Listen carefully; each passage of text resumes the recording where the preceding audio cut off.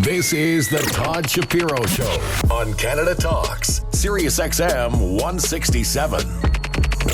All right, here with Peter Anthony, a great interview we just did earlier with Phil Demers, and Cowan Shergold in about a half-hour time. A funny guy, got a show on CBC.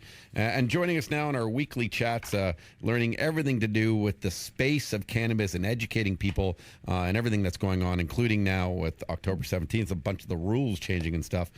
Please welcome from Namaste Technologies, the very knowledgeable Darren Gill. Hey, Darren. Hey, how's it going?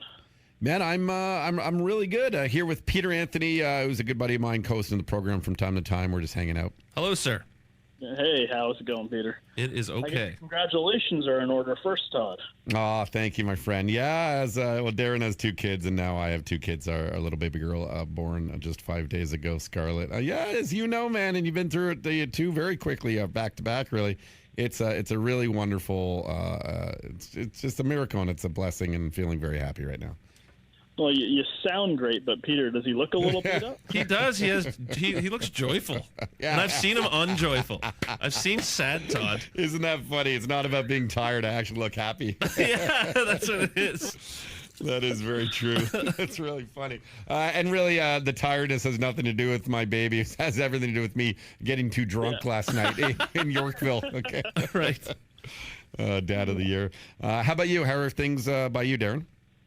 So things have been going really good. We've been working away on a few fun initiatives. We just had a press release this morning where we've launched a line of hemp-based products, so face serum and a lotion.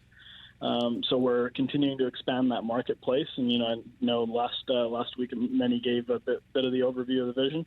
But we're continuing to work towards trying to get more products, more diversity, and finding creative ways like using hemp-based product where right now we can't do infused topicals. Obviously up until October 17th legalization, we're seeing that it's not going to be available till December. But we're continuing to move forward and try to get products that are compliant today onto the platform. Yeah, are you allowed, like, hemp-based products? Are you, because you see them in stores and in the States stuff, you'll see them like in a Walmart even now, or a CVS and everything. Or like, how does that work? Can you promote a hemp-based product? Do we know that? Yeah, if it's hemp infused and you're not using oil derived from hemp, or basically a CBD derived from hemp would still fall under the cannabis regulations. But if you're using an actual hemp-based product, that's totally promotable. I mean, you see them in the local supermarkets, even here in Canada, and there's no issue with that. And one of the things that we've noticed, being data focused, is there is a bit of correlation from cannabis consumers to folks that like the natural wellness products. And so that's where we were able to partner with a subsidiary of Elizabeth Grant, which is one of the largest cosmetic manufacturers out there. And so we've, formed a relationship with them now with their cultivated beauty line. Great product. I've tried it myself. I got my hands nice and smooth. But we'll also be working to, deepen that relationship as we get into infused products and hopefully being able to infuse some of the products out of our Canmart Labs facility. The rollout's happening in sort of just over a month now. And do Canadian consumers even really know what to expect and how that's going to work? I think there's a lot of hype. I think Canadian consumers definitely know what they want, considering a lot of the products are available in the black market today. I think it'll be interesting to see whether they're excited or disappointed with the way the rollout happens, just given some of the regulations that they've put in place. Darren Gill from NamasteTechnologies.com. I think everyone's sort of been reading lately about there's this vape controversy, and Donald Trump even sort of started to talk about it and through his wife's eyes and all this kind of stuff. There was like a 6, I guess, related illness or something and a death. It's really interesting what's going on. And listen, I'm not sitting here pro or con vaping at all. I'm just sitting here about harm reduction, the things I've learned, because I'm definitely against smoking cigarettes. That's where I'm knowledgeable on, knowing a lot of people have become ill because of that.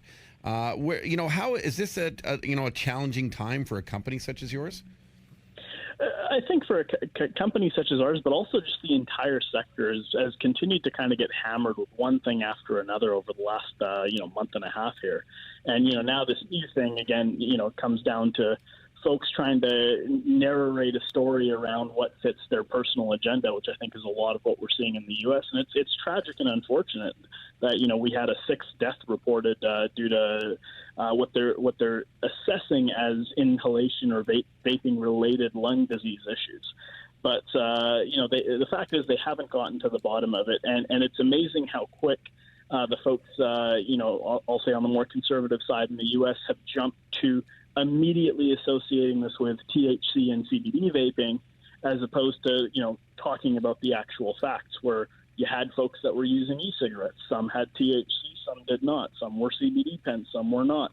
And they've focused all of their energy and attention, as you've seen from Mr. Trump's tweets and others there as well, around the whole notion of this is another reason cannabis is bad for us. And how much research and development is going into this side of things, though, and is that something that you're obviously hoping will not be ignored as well? No, and I think this is forcing folks to really start to look at it. So I was reading a bunch of articles this morning and even over the weekend around now they're looking at the ways that we're cutting the oils. Whether it's your e-juice for your cigarettes or cannabis, and they've really honed in on this vitamin E compound that they use as a cutting agent, this acetate in a lot of these vape pens, as potentially having some issues around causing some of these related illnesses and unwanted effects. But this is part of it's been unregulated this entire time, so folks have kind of, made do with what they've had.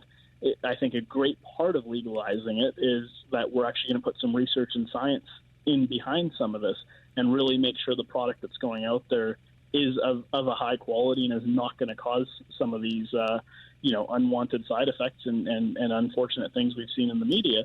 But now we're doing it in a regulated and science-based approach. Has any information come out yet about the quantity of these people that became ill, of how much they were actually using these products? Because I'm under the impression that, you know what I mean? It wasn't just a casual person. It was probably someone that was way, way overindulging. Would that make more sense? It was interesting. So one of the articles I read dove a little bit into that, and it did talk about, some of these folks being regular users, but like even regular users, you had folks that were on it all day versus folks that were, 3 or 4 or 5 times a day. And I think even there, they don't fully understand what's causing it. And this is part of the frustration, is rather than focus on the root of the issue and really trying to understand what's happened here so we can make an industry better, they're using it to fulfill a political agenda of, another roadblock for why we shouldn't be looking at cannabis legalization. Darren Gill from Namaste Technologies.com. I guess what I find interesting about it is, like, you can buy cigarettes at any convenience store or any corner store, basically anywhere. I mean, cigarettes, and while you can't necessarily advertise them, it's like people just know you can go buy smokes. Let's be honest here. I'm sure over that time span, and by the way, I'm not saying that one death is better or worse than another, and I always have empathy and compassion for anyone dying too young, even if they're smoking. To be honest, I don't want people to die, but the facts are that chances are they can get very ill from it, and the warnings on the labels tell you that. But I'm sure if they did a measurement of deaths in that span, it would you wouldn't even be able to come up with a number in terms of the multiples of deaths, and yet that just seems to be going on. Is that does that ever kind of concern or frustrate you? Definitely. I think we see examples of it all over the place. And, when cannabis legalization was coming out, you always saw the charts of, deaths from smoking or deaths from alcohol versus deaths from cannabis. And it was always, the infamous zero. And, I think part of this, though, is we've tried legalizing a product, and rather than focus on safe promotion of it, we've simply just taken the approach of, it's legal, but you can't promote anything. And I shared a tweet the other day that had a beautiful flowchart on the promotion rules, and basically, it kind of summarized all roads lead to no. unless you're doing it for an educational purpose, in which case you still can't promote your product. You can only promote the science, or you're simply displaying your product with a price. There's nothing you can do to promote. And, one of the things that frustrates me is I can go down to my local liquor store, and, there's all sorts of liquor companies that are advertising at bus stops and everything. You can go in, you can get little tasters. They always have here's the newest beer or the newest, tequila or whiskey we've got in. And when you go pick up a bottle of Bacardi or something, you get the little sample bottles attached to it. And they're allowed to do that. And the fact is, in Canada, based on the Canadian health data that's been published out, there's 7.5 people a day dying from alcohol-related illnesses. And yet we can't do anything to promote a cannabis product. I think there's a bit of hypocrisy going on there. How much longer do you think this is going to be the case in Canada? Because, I'm extremely frustrated by it as well. And I just find it's ludicrous to the point where it's almost laughable. Yet you have these agencies and Health Canada and everyone that just sit on their butts and don't do anything based on actual science or actual facts.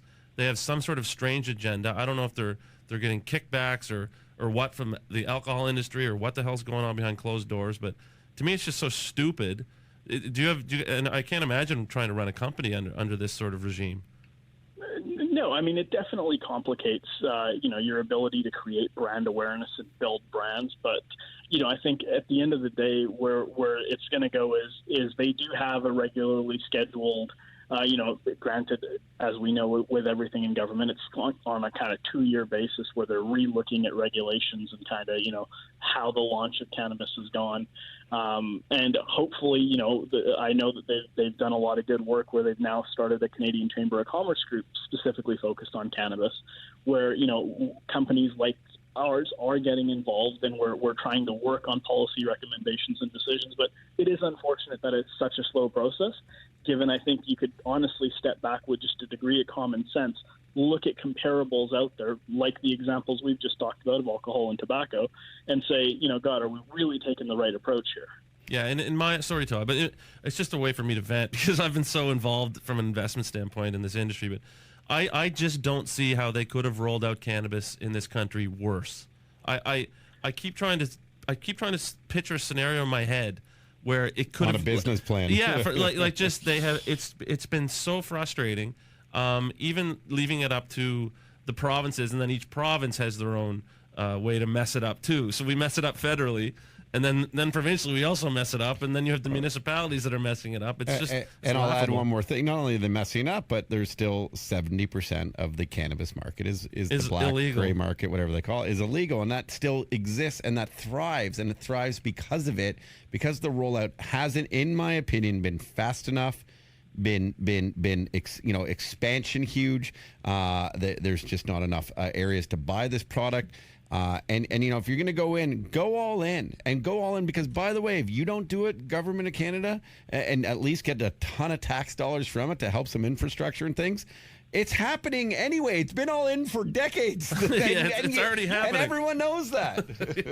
And let's educate people. And that's what Darren does so well. We want to provide knowledge. We now have money from companies who are publicly traded to do this research, to do the development, to do the science, to have consistency. And I'm not sitting here promoting it at all. I'm just trying to tell you the way, in my mind, like you're saying, Peter, and I'm sure in yours, Darren, it should be. No, and I think, the fact here is, we had a thriving black market for years. We could have simply just looked at that and said, what are they doing that's causing them to be so successful? And how are we going to either migrate that over or mitigate it? And I think if you just looked at that, when we launched, the amount of enforcement that was being put in, we're still in process of shutting down illegal dispensaries here in BC. The new StatsCan numbers came out on cannabis sales. BC had lower sales than Saskatchewan. We happen to be known for that. Guess what everybody You know what? There's some, at least there's some, pretty chilled out hicks now out there, Yeah. Someone in Saskatchewan like, I ain't racist anymore. I'm from, they're nice people. No, I've never had so much fun driving a combine. Yeah. I love you out in Saskatchewan, people in Toontown. Don't worry. I'm just messing with you. That's really interesting, Darren. Yeah. Yeah, no, and I think, as 2.0 comes out, we're going to see another influx and another wave, and hopefully a step up in a lot of these stocks that have been depressed over what's gone on over the last little bit. But then I really think it's going to come down to reform and kind of continue that continual improvement process of needing to deregulate what we've tried to legalize. Not even deregulate, celebrate. Like the fact that's what I don't get. Like we went through this whole process.